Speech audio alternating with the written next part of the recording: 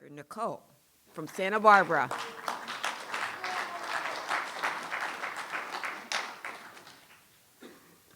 Hi, I'm Nicole, alcoholic. I'm a Zoom baby, so it's very intimidating to actually see live people. Um, it's very different. You can see me and I can't hide behind anything. I have to wear pants. It's a different experience, so I'm gonna try to get through it. Anyways, I'm a Zoom baby, and I thought, I had to expand my horizon, so I'd go to speaker meetings, and I'd be safe, I could just listen, and here I am speaking. So God has other plans. He's trying to show me who's boss. Anyways, I was born and raised in Santa Barbara, and I had an alcoholic mother and a workaholic father. And it's interesting because I don't think I had a bad childhood. I don't look at my childhood and go, woe is me. But when I was doing my fourth step with my sponsor, and she paused after I kind of gave her my list, and she said, well, do you know what all those things have in common? And I was like, no. And she said, fear. And it was like this smack upside the head. I was like, huh. I realized then that my spirit animal was a giraffe with their head in the sand. I was like, what? And it just, and I'm one of those annoying people that has to think. I know in AA they tell you, do it. Just do what you're told. And I do what I'm told, but I also, at the background, have to kind of understand the big picture.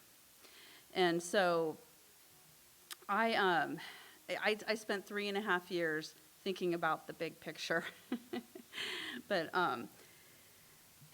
so during when I came in and I realized that it was fear, I realized I had to kind of look back. And I know, and I don't dwell on my childhood, like I said, it wasn't horrible, but I did realize that every single thing from my earliest memory was fear.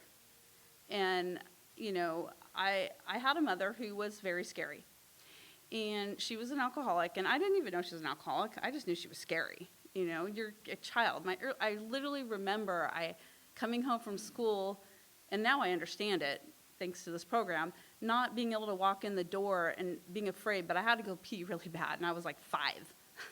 And I didn't make it to the bathroom. My mom's screaming at me. And I remember so vividly being afraid. And so what happened was I had a twin brother, and I became the peacekeeper, right? And it became like everything. Keep mom happy. Keep everyone happy. And it just became the way I dealt with everything in the world. And somebody brought this up in a meeting the other day. They said they didn't like the word character defect. And it kind of hit me, it's so great about going to meetings, right? You hear something and it's like a word will hit you. It's like, oh. And I kind of realized that, for 3.5 years, one of the things that I was not giving up and not willing to completely accept was character defect, which I kind of see more now as, after she said that, as a character trait that went awry. Because what I did was, as a child, and I have to look back at this because, I have to understand, that's me. I'm annoying that way, that I stuffed down my feelings from the very earliest age, and I would see, what do you need, what do you need, what do you need? Okay, keep everyone happy. And I didn't ever deal with my feelings. I don't have memories of being angry at anyone, really. I don't have these long-term resentments where I'm pissed off at someone.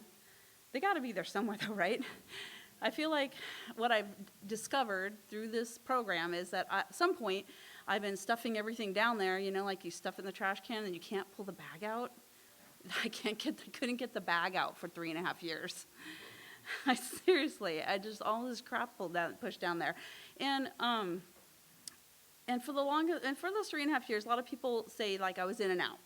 But for me, I kind of feel like now that I've really gotten in my sobriety date, my most recent and hopefully last sobriety date is January 25th, 2024. And once I hit that, I understand the difference. That difference that so many people have. So many people come in the rooms and they see you, and you're like, I want that. I didn't know what you had. I didn't get it. So for me, I don't really feel like I went in and out.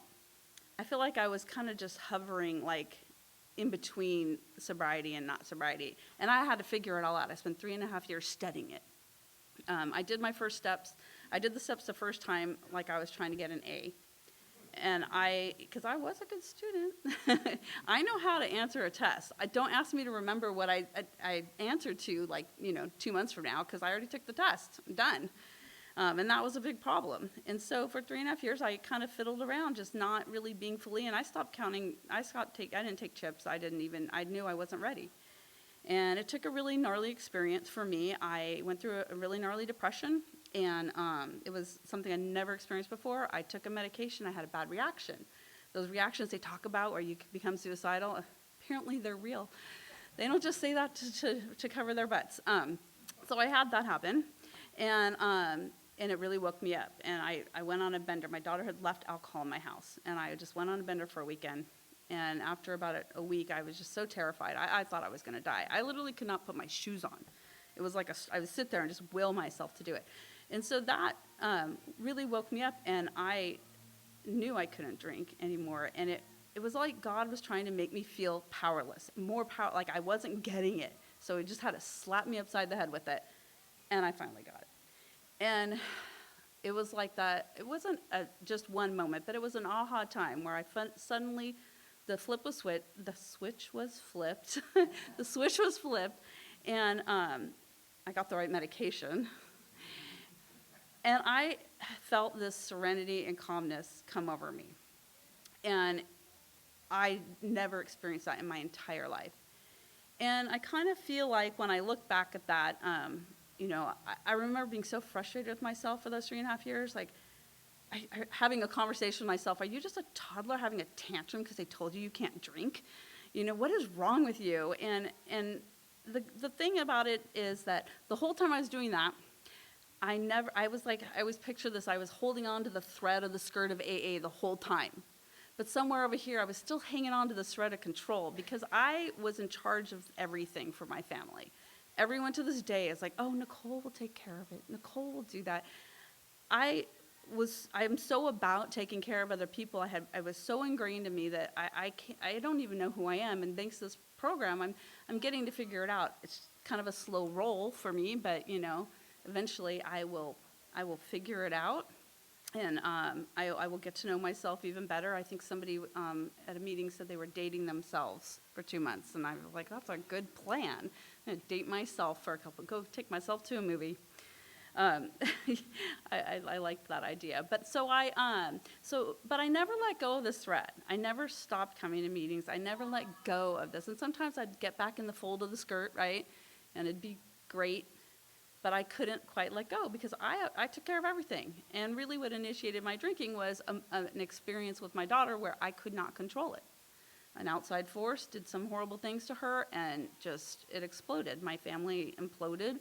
And I could not fix it. For the first time, I could not make everyone happy. And I don't think I knew how to deal with that clearly, because that's when my drinking really started. And that was a little bit later in life. But anyways, I did hang on to the thread of AA.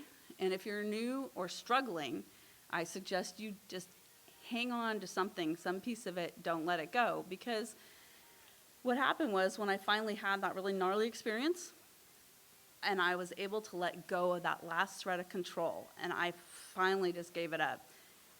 It is the best feeling I ever had, and I had that string, that hem, and I was pulled right back into the skirts of AA and just covered with love and circled with the love of this program and the people. And it literally saved my life. I knowing that could happen, there was some possibility kept me alive. And I will never forget it. And because of that, I feel like now, I didn't really go in and out. I was never fully in. If I were to go out tomorrow, that's definitely an out for me because I am all in now. And I never want to lose this peaceful feeling. And I use it as a source of where I need to be whenever I get off kilter because life keeps happening. It doesn't get easier, but it gets better. And so because it gets better, I can handle the ups and downs. And I want to keep it that way, and that's what I try to do every day. So thank you all for being here. What's your glasses?